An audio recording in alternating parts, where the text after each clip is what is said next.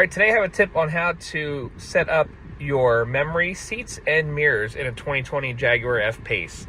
So if you go over here, you can obviously change your windows by hitting like the left button here, and then this will actually move the mirror. You can see left and right, up and down. So however you want that set, you can do that. And then of course your seat settings are gonna be down here, and you can set the seat however you'd like. And then right here on your door panel, you're gonna see these buttons here, and we wanna hit, let's say M for memory, and then you hit the number 1, and then up here on your dash, it's gonna tell you that the setting is saved. So then when you switch the buttons, so if I hit like 2 right now, you can watch the mirrors actually change because they're set up for a different memory option. Then I go back to 1. So a really cool feature on the 2020 Jaguar F Pace. PA's #1 Ford store, Twin Pine Ford.